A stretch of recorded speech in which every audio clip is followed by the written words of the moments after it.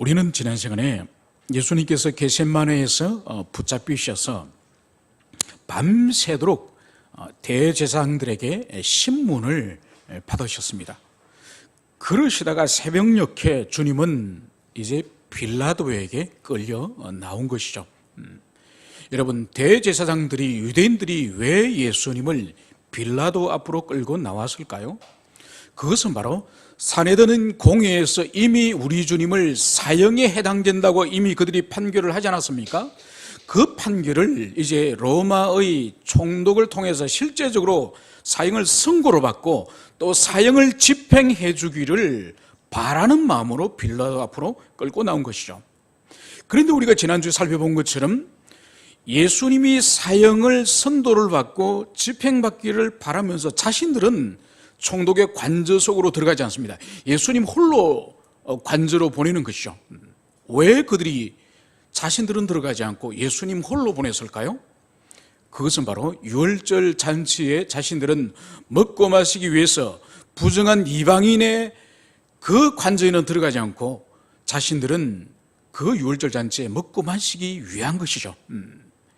이 세상의 죄를 사유해 주기 위해서 오신 하나님의 어린 양이신 예수님을 십자가 못 박는 그 일에는 그들이 가담하면서 사람이 정한 사람의 유전인 그것은 목숨과 같이 지키는 그들의 위선된 모습을 우리가 볼 수 있었습니다. 그리고 그들이 자신들이 주님을 돌멩이로 쳐 죽이지 않고 반드시 로마 제국의 사형의 방식인 십자가의 죽음을 우리 주님에게 선고해주고 집행해주기를 빌라도에게 바라는 이유가 뭘까요? 그것은 바로 주님이 3년 동안 그 팔레스타인 땅에서 하나님의 말씀을 선포하고 수많은 표적과 이적과 능력을 통해서 많은 백성들의 마음을 얻고 추종자를 얻지 않았습니까? 그래서 주님을 하나님의 아들로 영접하고 하나님의 선지자로 알고 있는 그런 사람들에게 사실 예수는 그런 큰 이적과 능력을 행했지만은 알고 보니 그 사람은 나무 위에 달려 죽는, 십자가 위에 달려 죽는 하나님의 저주받은 자에 불과하다. 그것을 백성들에게 알리기 위해서 굳이 십자가형의 죽음을 이 유대인들은 고집을 하였던 것이죠. 그래서 예수님의 그 메시아 운동, 그 하나님 나라 운동을 단번에 꺼져버리는, 단번에 멈춰버리게 하려고 하는 그런 사탄과 악한 사람들의 괴계였던 것이죠.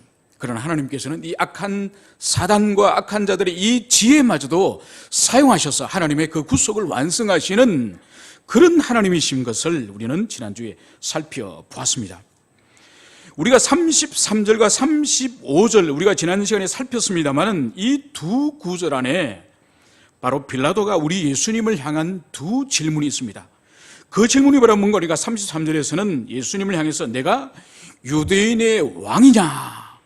이 질문이 있고 두 번째로는 35절에서 예수님에게 질문한 것은 그럼 내가 무엇을 하였느냐? 이것이 예수님을 향한 빌라도의 두 질문인 것이죠. 그런데 우리가 여기서 하나를 짚고 넘어가야 될 것이 있습니다. 뭔가 하니까 이 제사장들이 예수님을 끌고 와서 예수님의 죄목에 대해서 뭐라고 그들이 고소를 했습니까? 예수님을 향해서 그들은 예수님을 행악자, 범죄자라고 고소를 했습니다. 그러니까 신성모독이나 구체적으로 율법에 근거한 그런 죄목을 말하지 않고 범죄자, 행악자 그렇게 고소를 했는데 오늘 이 빌라도는 우리 주님을 향해서 바로 내가 유대인의 왕이냐 이 물음을 하는 거예요. 그러니까 유대인들은 예수님을 향해서 유대인의 왕이라고 이 요한복음에는 기록되어 있지 않는데 왜 빌라도가 예수님을 향해서 그러면 진짜 당신이 유대인의 왕이냐 이 질문을 한 이 근거가 뭘까요? 그리고 이 근거는 이 요한복음에서는 찾을 수가 없습니다. 그리고 공관복음에서 그 빛을 빌려와야 되는 것이죠. 누가복음 23장 2절에 가면은 예수님의 죄목에 대해서 세 가지를 이 제사장들은 조목조목 말을 하고 있습니다. 그 첫 번째가 백성들을 미혹한 죄, 백성들을 주님께서 미혹하였다.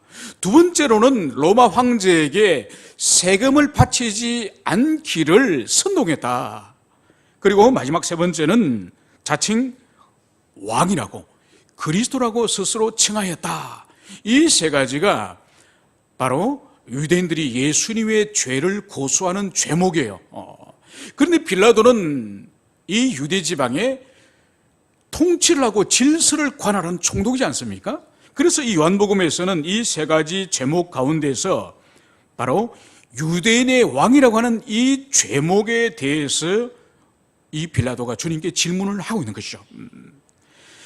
35절에 보면은 예수님을 향해서 이 빌라도는 내 나라 사람과 제사장들이 너를 내게 넘겼으니, 바로 예수님을 오늘 끌고 오고 예수님을 지금 고소하는 사람들이 대제사장과 함께 내 나라 사람이다, 이 말을 이 빌라도가 하는 것이죠.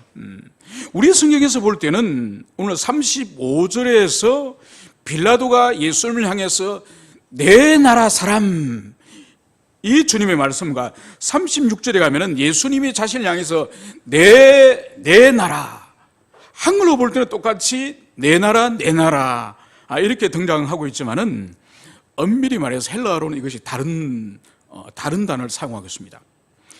오늘 빌라도가 예수님을 향해서 내 나라 사람이 너를 데리고 왔다, 고소하였다 할 때 이 내 나라, 이 나라는 에도노스라고 하는 이 헬라어를 사용하는데, 이것은 통치적인 개념이나 어떤 지리적인 그런 동질성보다는 혈통적인 동질성을 말하는 거예요. 그래서 엄밀히 말해서는 내 나라 사람이라고 말하기보다는 내 민족, 내 종족, 이렇게 번역하는 것이 더 적절한 것이죠. 그러니까 빌라도가 예수님을 향해서 내 민족, 내 종족이 너를 고소하였다, 이렇게 여기서 표현하고 있는 것은 바로 유대인 전체가, 한 사람도 주님을 믿는 자들 없이 유대인 전체가 예수님을 마치 고소한 것처럼 빌라도는 과장한 표현을 지금 사용을 하고 있습니다. 바로 이 말에 대해서 오늘 주님께서는 이제 36절에서 오늘 이렇게 말씀을 하고 있습니다. 내 나라는 이 세상에 속한 것이 아니니. 그러니까 빌라도가 내 나라 사람이 너를 고소하였다, 이 말에 대해서 우리 주님께서는 내 나라는 이 세상에 속한 것이 아니니, 이 말씀을 오늘 주님께서는 여기서 무려 3번씩이나 말씀하세요.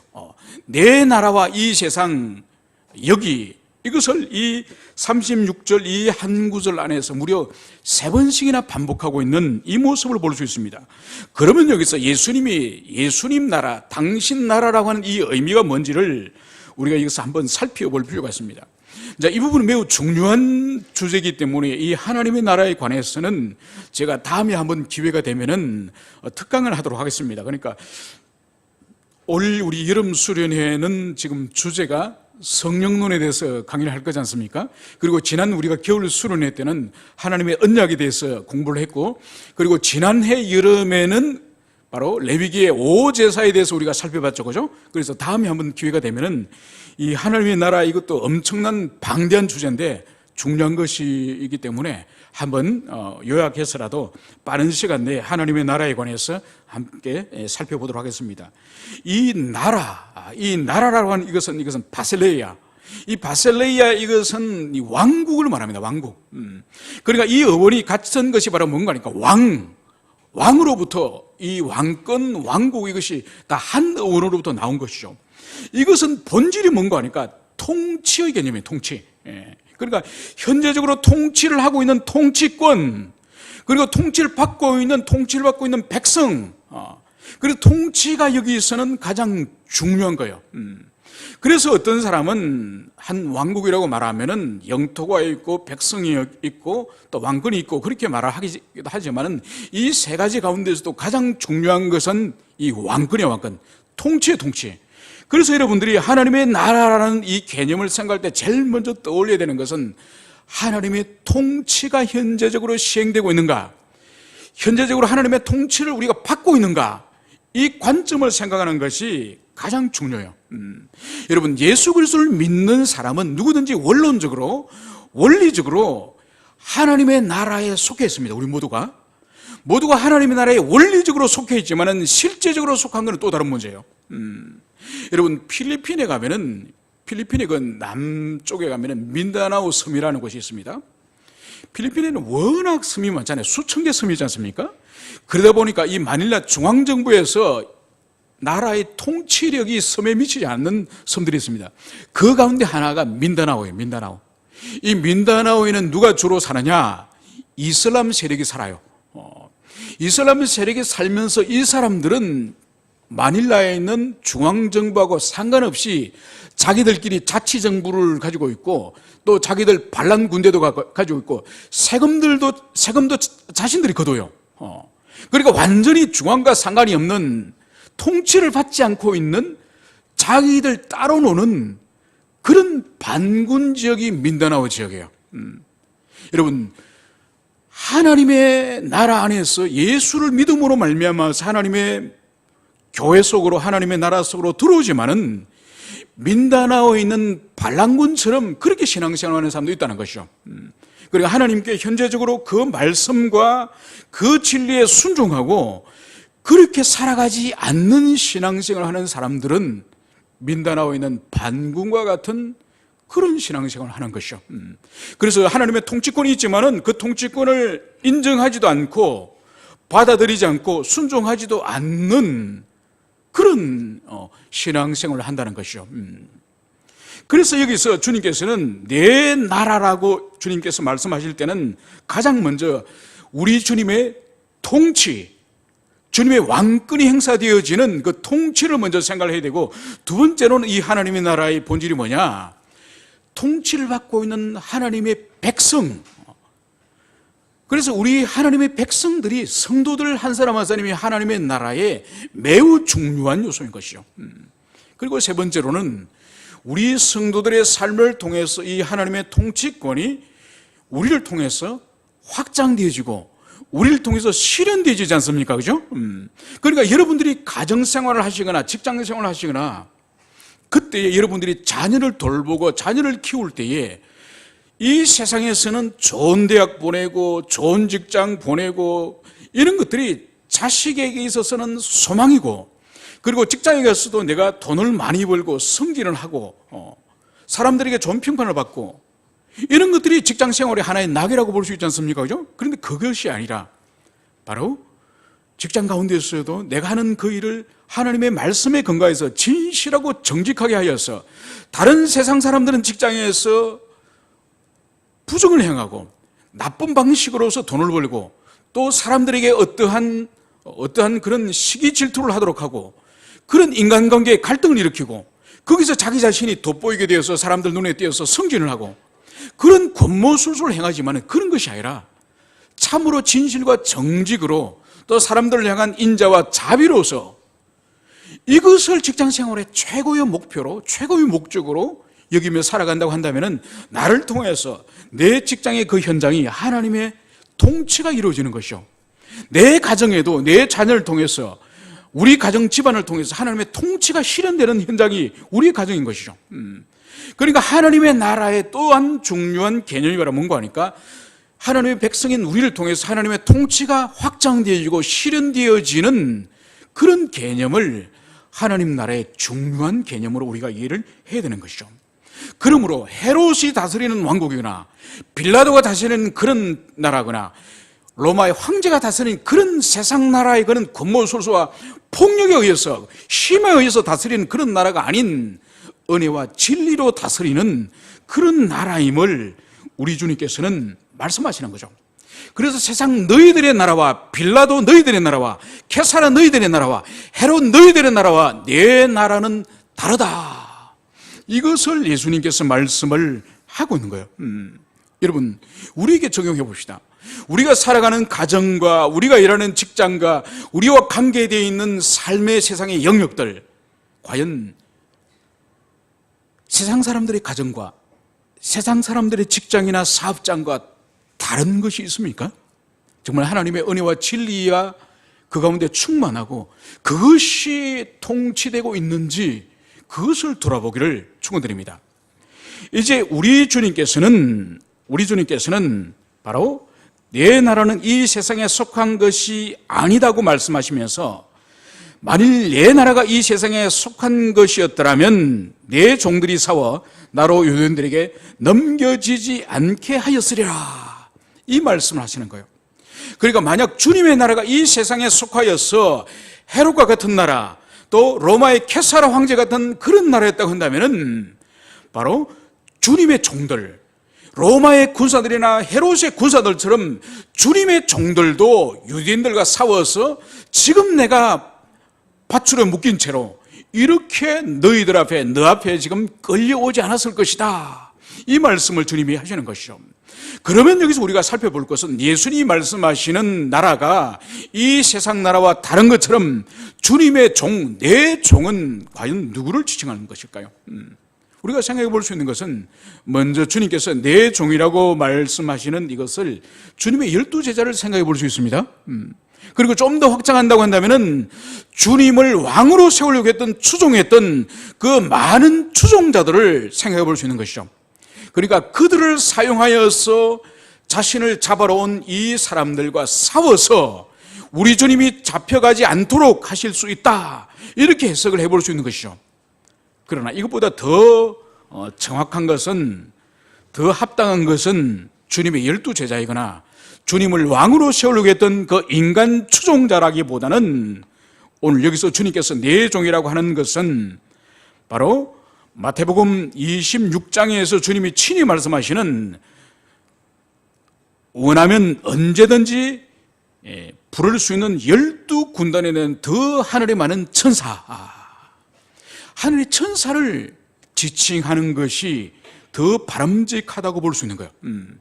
그래서 주님을 체포할 때에, 그때 베드로가 칼을 들고 휘두르고 있을 때에 주님께서 베드로를 향해서 칼을 칼집에 꽂으라고 말씀하지 않습니까? 그러면서 주님이 하신 말씀이 지금이라도 내가 원하면은 하늘의 12군단이나 더 되는 천사를 부를 수 있다. 이 말씀을 주님이 하지 않습니까? 그죠? 그러니까 주님께서 말씀하시는 12군단, 이 군단이란 이 용어를 주님께서 로마 군단이란 이 용어를 사용하세요. 한 군단은 6,000명의 군사를 말합니다. 그러니까 12군단이라고 한다면은 72,000의 천사를 내가 부를 수 있는 권세가 없는 줄 아느냐. 이렇게 주님 말씀하시는 거죠. 그래서 여기서 주님의 말씀을 우리가 볼 때는 바로 천상에 있는 하나님의 천사들을 지칭한다고 그렇게 볼 수 있는 것이죠. 여러분, 성도들 가운데에서 천사를 믿지 않는 사람들이 있습니다. 그죠? 어떤 사람은 사단과 마귀와 귀신을 믿는데 또 천사는 또 믿지 않아요. 신기하죠, 그죠? 여러분, 왜 우리가 마귀와 사탄을 믿을까요? 왜 천사를 믿을까요? 봤습니까? 하나님의 말씀이 계시를 하니까, 성경이 계시를 하고 있으니까 그것을 믿는 거예요. 우리가 보았거나 만났거나 경험해서 믿는 것이 아니라 하나님의 말씀이 영적 세계에 관해서, 영적 피조물에 관해서 말씀을 하고 있으니까 그것을 믿는 거예요. 여러분, 하나님은 천지와 만물을 지으실 때에 보이는 세계를 지으셨지만은 보이지 않는 세계도 하나님 지으셨습니다. 그래서 보이는 사물들 뿐만 아니라 보이지 않는 천상의 영적 존재들, 천사들을 하나님이 지으신 것이죠. 그래서 구약 성경과 신약 성경에 보면은 천사들이 등장을 합니다. 여러분, 성경 가운데 천사들 가운데 이름을 밝히고 있는, 이름을 계시하고 있는 천사들이 누굴까요? 가브리엘과 미가엘이죠. 그죠? 여러분, 66권 성경 외에 외경에 보면은 다른 천사들도 많아요. 라파엘도 나오고 우리엘도 나오고, 그죠? 우리는 외경을 믿지 않고 66권만 우리가 믿기 때문에 66권 안에서는 바로 미가엘과 가브리엘, 이 두 천사가 이름이 명명되어 있습니다. 그래서 미가엘은 전쟁을 수행하는 그런 영적 전쟁의 그런 천사죠. 그래서 다니엘서에 미가엘이 등장하지 않습니까? 바사 군대와 내가 싸웠다, 그렇게 말하지 않습니까? 가브리엘은 어떤 천사죠? 하나님의 메신저입니다. 하나님의 이 계시 말씀을 전달하는 그런 사역을 감당하죠. 그리고 또 특별히 성경에 등장하는 천사들이 또 어떤 천사들이 있습니까? 거룩, 그죠? 에덴 동산에 여러분, 아담과 하와가 선악과를 따먹고 난 이후에 에덴 동산을 지키는 천사가 바로 그룹, 그죠? 케로빔이라 부르죠. 그래서 화양금을 들고 이 에덴 동산을 지키고 있는 그 천사가 바로 그룹이죠. 그리고 또 한 특별한 천사를 성경이 기록하고 있으니 또 어떤 천사가 있습니까? 이사야 6장에 가면은 특별한 천사가 있습니다. 이사야 6장에 가면은 날개가 6개가 달린 스랍이라고, 이사야에서는 스랍이라고 번역을 하고 있습니다. 샤로핌. 그러니까 날개가 6개 달린 그 천사는 두 날개로는 날고, 두 날개로는 하나님의 영광 앞에서 자기 얼굴을 가리고 있고, 두 날개로는 자기 발을 가리고 있는 6개의 그 천사, 바로 스랍이죠. 그리고 그 외에도 하늘의 천군 천사, 많은 그 천사들이 하나님의 보좌 좌우에 서 있다고 하는 그 장면들이 성경에 나옵니다. 예컨대 욥기에 보면은 천상의 하나님의 보좌 좌우에 많은 천사들이 등장을 하고 있죠. 그리고 열왕기에 보면은 아합을 죽이고자 할 때에 하나님의 보좌에서 천사들끼리 회의가 열렸을 때에 하나님 주변에 많은 천사들이 그 보좌 회의에 참여하고 있음을 보여주는 것이죠. 그리고 열왕기 하에 보면은 도단성을 이 아람의 군대가 포위하고 있을 때에 그 아람의 군대를 포위하고 있는 하나님의 불병거와 불말을 성경이 계시하고 있는 거예요. 그래서 성경은 신구약 성경에서 하나님의 천사에 대해서 여러 군데에서 증거를 하고 있으니, 그러므로 우리는 바로 영적 존재인 천사들에 대해서 믿어야 되는 것이죠. 그래서 주님께서 바로 당신의 종들이 유대인들에게 붙잡혀 가지 않도록 싸우으리라, 이 말씀하실 때에 이 종을 하늘의 천사로 보는 것이 합당하다, 그렇게 여러분들이 이해하시면 좋겠습니다. 이제 우리 주님과 이 빌라도가 지금 대화를 나누고 있지 않습니까? 지금 이 유대인들과 이 제사장들은 예수님을 범죄자, 행악자, 로마 제국의 반역을 꾀하고 있는 왕으로서 그렇게 고소를 했지만은, 이 빌라도는 주님과 가만히 대화를 나눠보니까 주님의 내면 가운데 어떤 적개심이 있거나 또 어떤 로마에 대한 반역을 꾀하는 것을 찾을 수가 없는 것이죠. 여러분, 그래서 이 빌라도가 이후에 역사 가운데 발견된 빌라도의 편지가 있습니다.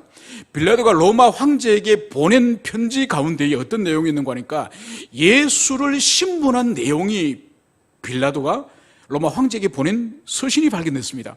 그 서신에 보면은 이 예수라고 하는 사람에게는 어떤 적개심이나 어떤 그런 사악한 기운이 있는 것이 아니라 매우 가마력이 있는, 매우 고상하고 특별한 성품을 가진 그런 사람이다, 이런 기록이 빌라도가 로마 황제에게 보낸 서신을 통해서 확인된 것이죠.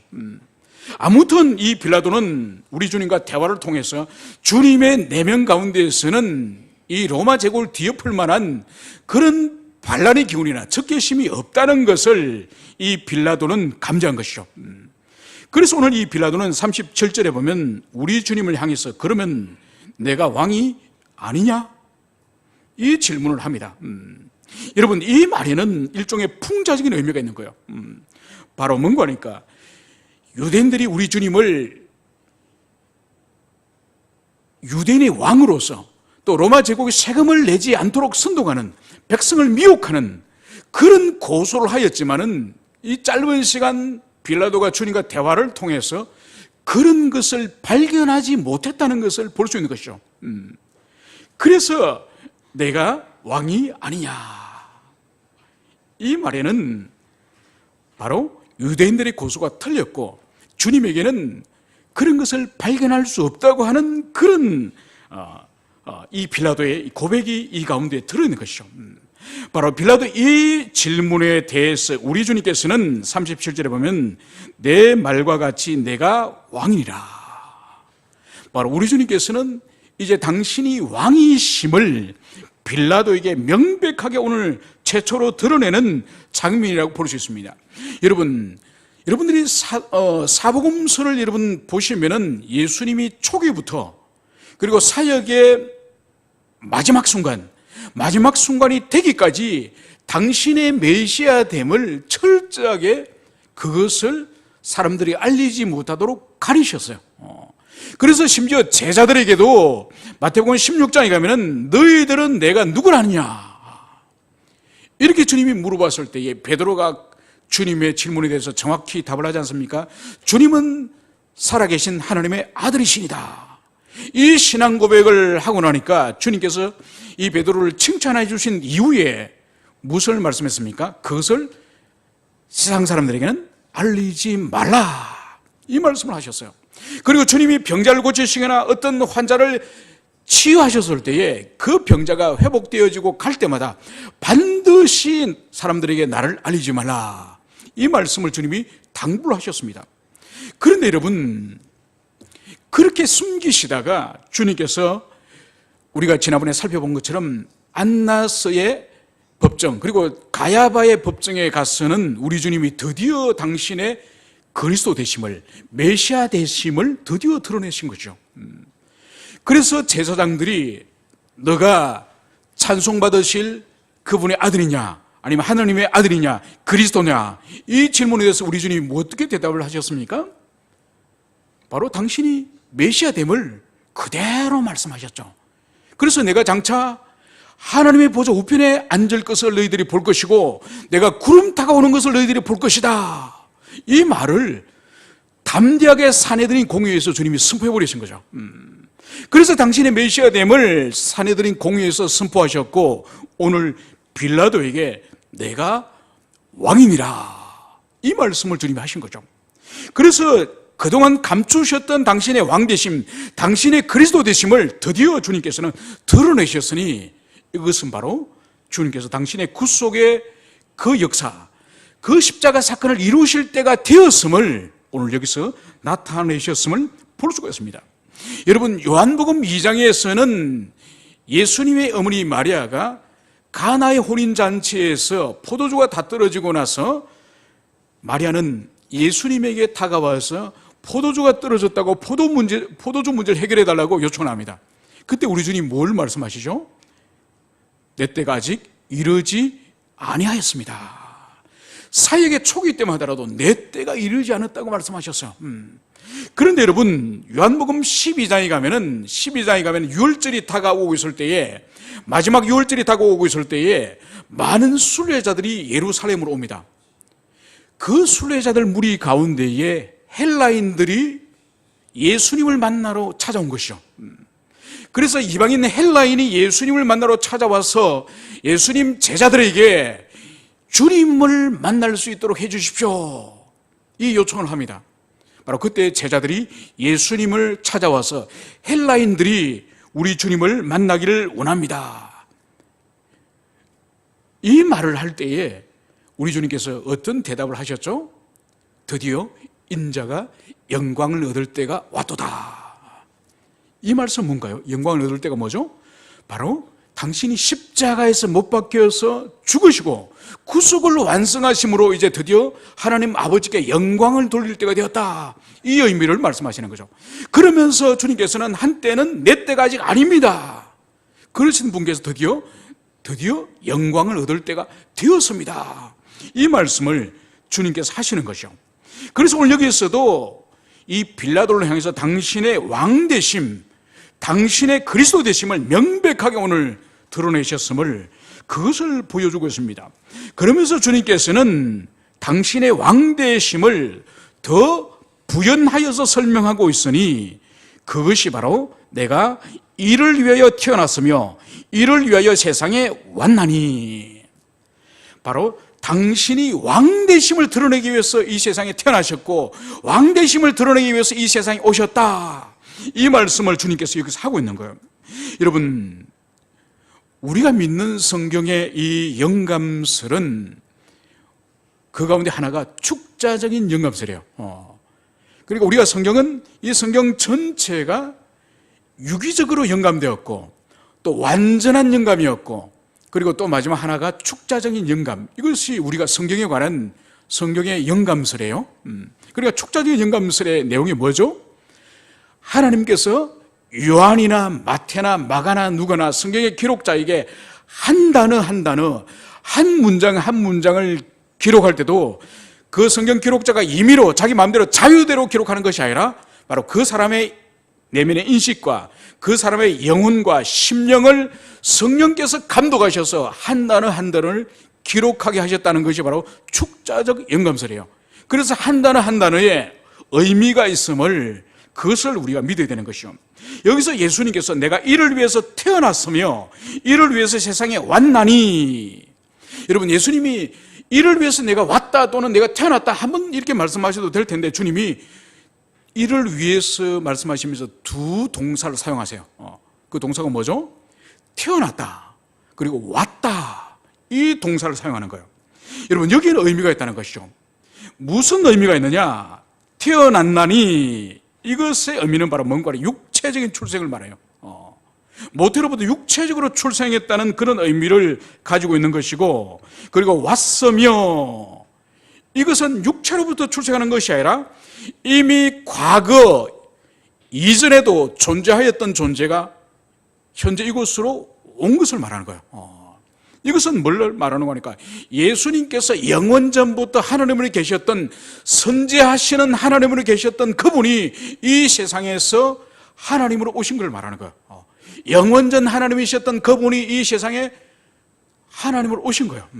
그래서 오늘 요한이 예수님께서 나는 태어났으며 왔으며 이 두 동사를 사용하시는 것은 바로 뭔가 하니까, 그분은 다윗의 혈통을 통해서 육체적으로는 이 세상에 사람으로 태어나셨고, 영적인 왕으로서는 선지하신 하나님이셨던 그분이 이 세상에 또 하나님으로 오셨고, 그러면서 예수 그리스도 한 분 안에는 바로 그분의 인성과 그분의 신성을 함께 겸비하고 있는 그런 분이심을 드러낸 것이 바로 나는 이를 위해서 태어났고 나는 이를 위해서 왔으며, 바로 이 문장 안에 주님의 인성과 신성을 함께 우리들에게 계시하고 있음을, 그것을 우리가 믿어야 할 것입니다. 그러므로 오늘 주님께서는 왕으로 오신 이 일이 바로 본질적으로 무엇이냐? 그 일이 바로 오늘 진리에 대하여 정언하러 함이라. 그러니까 주님께서 이 땅에 오신, 왕으로 오신 그 사역의 본질이 뭐냐? 진리에 대해서 정언하는 거라는 거예요. 여러분 헤롯이 왕으로서, 시즈가 왕으로서 그들의 왕직의 본질이 뭔가요? 바로 수많은 군사와 수많은 병마를 가지고 자신들이 다스린 나라에 반란이 일어나지 않을까, 자신들이 다스린 나라에 세금을 거두드리고 백성들을 감시하고 백성들을 억압하고 백성들을 자기 법대로 통치하는, 그것이 세상 나라의 왕직이죠. 그죠? 오늘 주님은 당신이 반드시 왕이라고 말씀하셨는데, 그 왕직의 그 직분의 본질이 뭔가 하니까 다른 것이 아니라 진리를 정언하는 것이다. 여러분 정언하는 것이 뭔가요? 정언이 뭐죠? 정언은 누가 하는 건가요? 정인이 하는 거죠. 정인이 뭔가요? 정인이 어떤 사건이나 어떤 인물에 대해서 보고 듣고 경험한 것을 그대로 드러내는 거죠. 그죠? 보고 듣고 경험한 것을 드러내는 것이, 더하지도 말고 빼지도 말고 드러내는 것이 정인이 하는 일이에요. 그것이 정언이에요. 정언.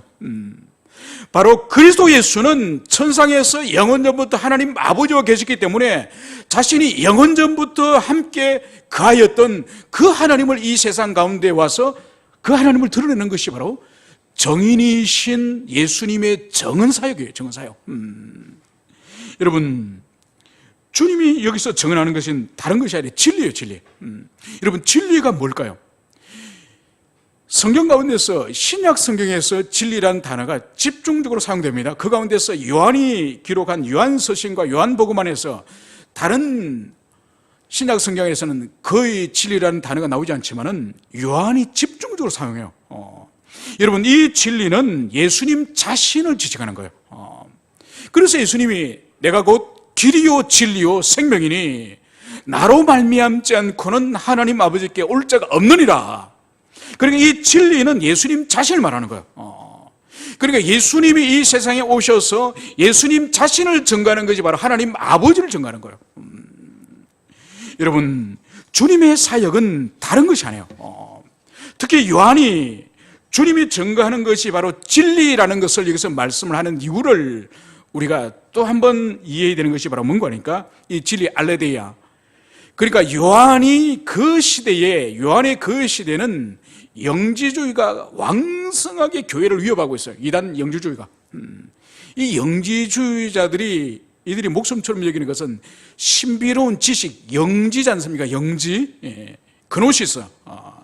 그러니까 이 신비로운 지식, 그리고 하나님의 이 말씀 말고 예수님께서 사도들을 따로 불러가지고 이 성경 말고 다른 지식을 전해줬다고 그렇게 그들은 믿는 것이죠. 그래서 이 성경 계시보다 훨씬 고차원적인 어떤 영지가, 신비로운 지식이 사도들로부터 계속적으로 전수되어서 왔다고 생각하는 거죠, 그 사람들은. 그런데 우리가 지난 시간에 살펴본 것처럼 그런 거 없다는 거죠. 그런 거 없고, 이 계시가 완전하고 가장 참된 유일한 진리가 바로 이 계시, 성경 계시라는 거죠. 그래서 이 요한 시대의 교회를 위협하는 영지 그노시스, 이 그노시스와 대비되는 진리 알레데야를 이 요한이 계속적으로 반복하는 거죠. 그래서 이 알레데야, 이 진리는 다른 것이 아니라 예수님 자신이다. 그것을 주님께서 여기서 말씀을 하고 있는 것입니다. 그러면서 우리 주님께서는 무릇 진리에 속한 자는 내 음성을 듣느니라. 여러분, 진리에 속하다, 진리가 예수님 자신이라는 말씀을 드렸죠, 그죠? 이것은 바로 예수님 자신에게 속한 자, 예수님의 소유된 자, 그들은 누구의 음성을 듣는다고? 예수님의 음성을 듣는다는 거예요. 여러분, 이 말씀은 정확히 이전에 예수님이 하신 말씀에서 인용을 예수님이 다시 반복적으로 인용을 하고 있습니다. 어디에서 기록된 말씀이죠? 여러분 기억하십니까? 요한복음 10장이에요. 소위 말해서 목자장이라 부르고 있는, 목자와 양을 지칭하고 있을 때에 거기서 사용하신 말씀을 예수님이 그대로 지금 여기서 인용을 하고 있는 것이죠. 그때 주님은 이렇게 말씀하셨습니다. 양들이 목자의 음성을 아는 고로 목자를 따르되.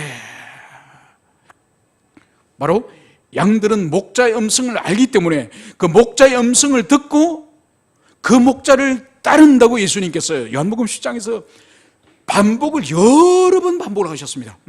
그것을 올리기위해서 다시 주님이 말씀하시는 거죠.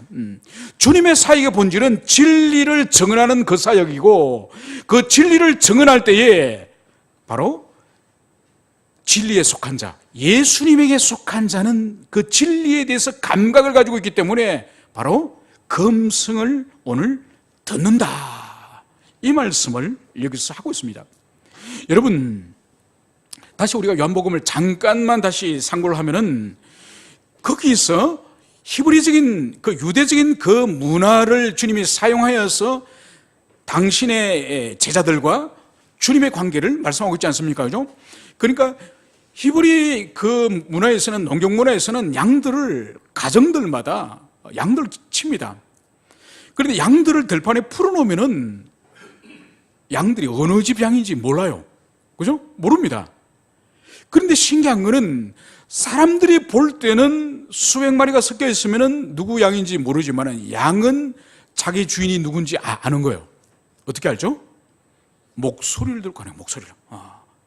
그러니까 자기 주인에 대해서 목소리를 통해서, 아니면 특별한 어떤 소리나 신호를 통해서 알 수 있는 독특한 감각을 하나님이 양이라고 하는 짐승에 주신 거예요. 눈도 어둡고 다리도 짧고 달리지도 못하고 약점이 엄청 많은 짐승이지만은 이 청각을 통해서 주인을 분별할 수 있는 특별한 감각을 하나님이 양에게 준 거예요. 예수님이 당신에게 속한 사람은 당신의 음성에 대한 특별한 감각을 주셨다고 거기서 말씀하시는 거예요. 여기서도 주님께서는 십자가에 달리기 바로 직전에 바로 무릇 진리에 속한 자는 내 음성을 듣느나니, 이 말씀을 주님이 여기서 하고 계시는 거죠. 여러분, 하나님의 사람인지, 그 사람이 거듭난 사람인지 회심한 사람인지 아닌지를 분별할 수 있는 최고의 판단 기준, 시금석이 바로 뭔가 하니까 하나님의 말씀이에요.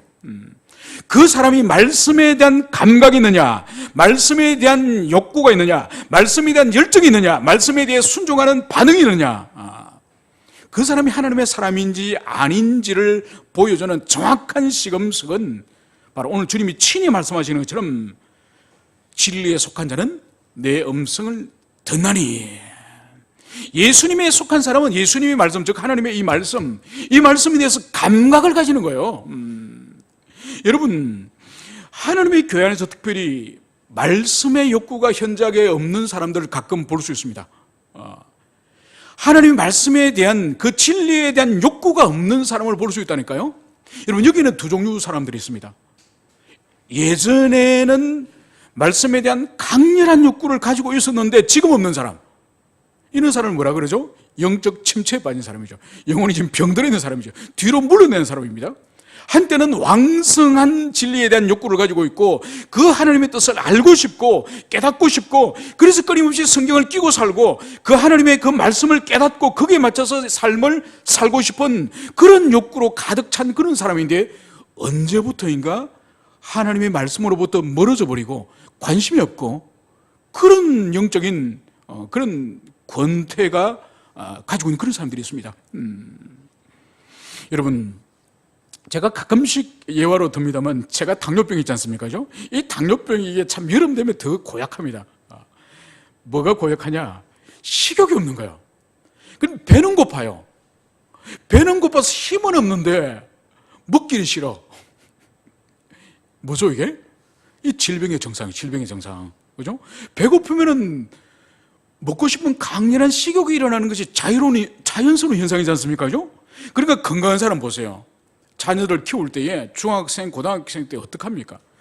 밥솥, 아침에 밥솥 하나 밥 해놔두면은 저녁에 밥솥이 텅텅 비어. 밥을 막 하루에 3번, 4번, 5번씩 먹어요. 그리고 한 번 먹을 때도 밥을 막 3그릇, 4그릇 그렇게 먹습니다. 라면도 뭐 3개, 4개 끓여서 먹습니다. 왜 그렇죠? 생명력이 왕성하고 건강하니까 육체적인 식욕이 막 땡기는 거예요. 여러분, 영혼도 똑같습니다. 영혼도 건강하고 영혼이 깨어있고 영혼이 하나님을 바라보고 하나님의 뜻을 순종하고 순종과 살려고 하면은, 왜냐하면 은혜가 필요하거든요. 은혜가 모든 선한 일을 할 수 있는 원동력이 은혜지 않습니까? 그죠? 그래서 하나님의 말씀에 대한 진리에 대한 욕구가 왕성해요. 그런데 하나님의 뜻에 순종하고 싶은 생각도 없어. 하나님 뜻에 대해서 관심도 없어. 내 마음대로 살고 싶어. 마음대로 사는 데는 하나님의 은혜 필요 없습니다. 그냥 마음대로 살면 되는 거예요. 여러분, 오늘 주님께서 분명히 진리에 속한 자는 내 음성을 듣는다고 말씀을 하고 있습니다. 그래서 여러분 자신이 과연 진리에 대한 욕구가 있는지, 진리에 대한 그런 관심이 있는지, 진리에 대한 사랑이 있는지, 진리를 정말 순종하려고 하는 의지가 있는지를 스스로를 진단해 보시길 바랍니다. 그래서 어떤 지체들 가운데는 처음부터, 그러니까 두 번째로 처음부터 아예 욕구가 없는 사람이 있습니다. 과거에 왕성이 있다가 없는 사람도 있지만은 처음부터 한 번도 나는 진리에 대한 욕구를 가져본 적이 없다. 이 사람은 회심하지 않은 성도일 가능성이 매우 높습니다. 그래, 자기 자신을 정확히 진단해야 되는 거예요. 그러니까 한 번도 회심하지 않은 사람들에게 있어서는 영적인 아직 출생을 하지 않았기 때문에 영적인 감각 자체가 없는 것이죠. 그러니까 이런 자들은 주님을 인격적으로 영접하고 거듭나고 회심하는 역사가 있을 때에 바로 그 내면의 영적인 욕구를 통해서 진리에 대한 갈망이 일어나기 시작하는 것이죠. 바로 우리 주님의 이 말씀에 대해서 오늘 빌라도의 오늘 대답은 뭘까요? 38절에 빌라도는 진리가 무엇이냐? 여러분, 진리가 무엇이냐? 얼마나 위대한 질문이에요, 그죠? 얼마나 위대한 질문을 지금 빌라도가 했습니까? 여러분, 지금 빌라도는 그 자신의 그 관정, 빌라도 총독안에 유대인들은 다 밖에 있고 예수님과 자기 자신이 단둘이 지금 주님과 대면하고 있는 시간이에요. 얼마나 좋은 시간이에요, 그죠? 여러분, 주님과 단둘이 대면하고 있는 이 특별한 특권, 이 특권을 이 빌라도가 가지고 있음에도 불구하고 오늘 이 결과는 매우 실망스럽습니다. 바로 뭔가 하니까 진리가 무엇이냐? 이 질문을 했으면은 이 질문이 얼마나 진지한 질문인데 이 진지한 질문에 합당하게 이 빌라도가 행동을 해야 되는 것이죠. 그러지 못하는 것을 여기서 볼 수가 있습니다. 그러면서 우리가 여기서 볼 수 있는 것은 예수님이 말씀하신 진리와 이 빌라도가 말한 진리가 다른 진리예요. 우리 한글 성경에서는 다 같은 진리지만은 이 원어 성경을 보면은 예수님이 말씀하신 진리 앞에는 관사가 붙습니다. 그 진리, 이것을 주님이 말씀하시지만은 빌라도는 그냥 진리를 말하는 거예요. 여러분, 빌라도가 살았던 이 로마 시대 때는 그리스 시대의 수상이나 철학을 로마의 고급 관료들은 다 이미 다 배웁니다. 그러니까 빌라도도 이미 식민지의 총독으로 나갈 정도면 아주 고급 관료죠, 그죠? 그러니까 이미 로마의 그런 학교에서, 아카데미에서 이미 그리스의 철학이나 또 세계의 여러 종교들이 가지고 있는 그 보편적인 진리에 대해서 이미 마스터한 사람이에요, 이 사람은.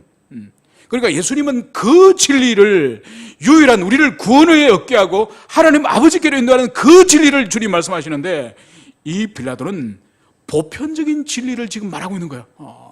그러면서 이 진지한 질문 앞에 빌라도는 진지하게 행동하지 못합니다.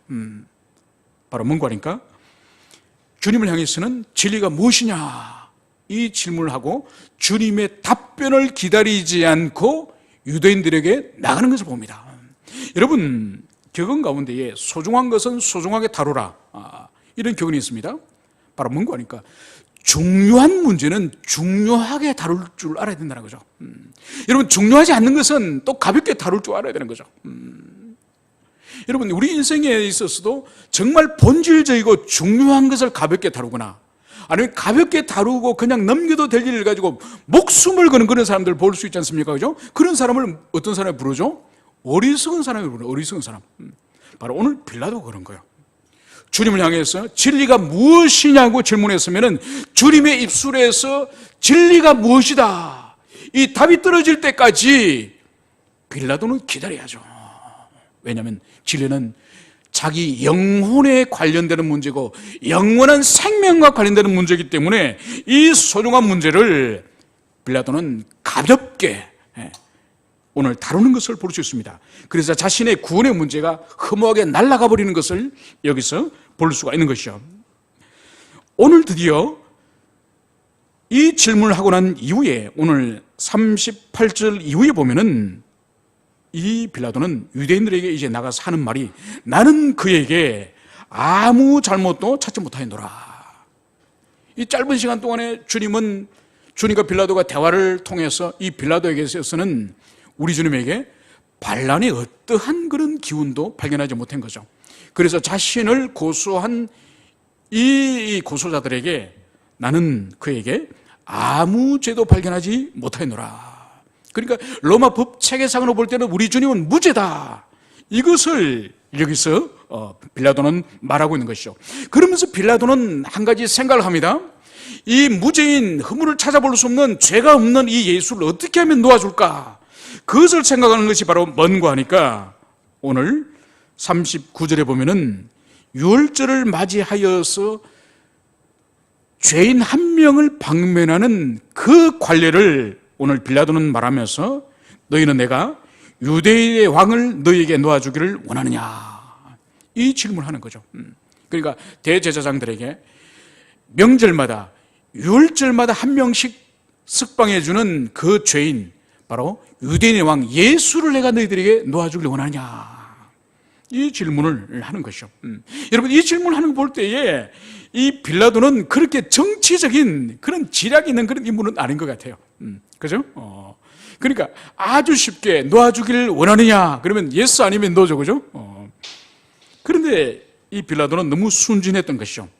그렇게 물어보면 마치 이 제사장들이 놓아주기를 원하는 것처럼 그걸 기대하고 이 질문을 하였지만은 오늘 40절 마지막 절에 보면은 그들이 또 소리질러 이르되 이 사람이 아니라 바라바라 하니, 바라바라는 강도였더라.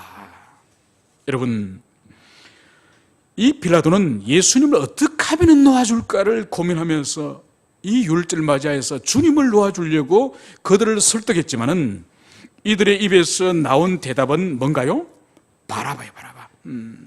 그러면서 오늘 요한은 바라바가 어떤 사람인가 하니까 강도였더라, 이 말씀을 하고 있는 거예요. 여러분, 여기서 우리가 살펴볼 것은, 강도라고는 이 단어가 가지고 있는 것은 두 가지를 살펴봐야 합니다. 첫 번째는 요한복음 10장의 근거에서 강도를 살펴봐야 되는 거예요. 바로 예수님께서는 당신은 선한 목자라고 말씀하시면서 양의 생명을 앗아가는 강도요 절도라고 말씀하실 때 그 강도를 주님 말씀하세요. 그리고 두 번째 여기서 사용한 이 강도의 의미는 단순히 이 강도의 의미는 산적과 같은 무장 강도의 뜻 또는 영모자라고 하는 그런 의미를 가지고 있습니다. 그래서 이 바라바는 공간복음에 의할 경우에는 이 바라바는 밀란을 일으키고 폭동을 일으킨 자예요. 사람을 살해한 자예요.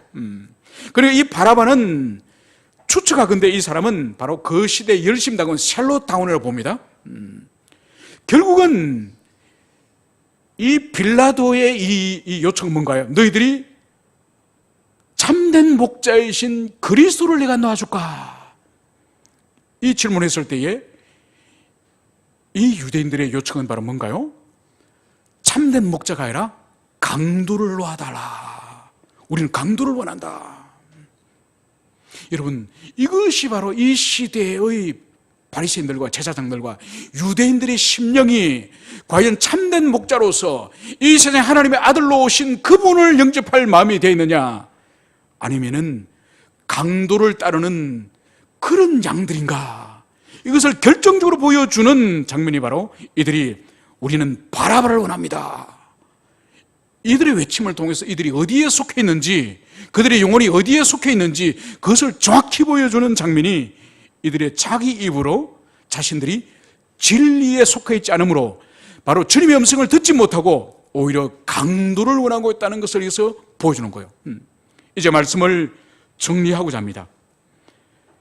이들은 이스라엘 백성들 가운데에 가장 특별한 특권을 가지고 있는 제사장들이에요.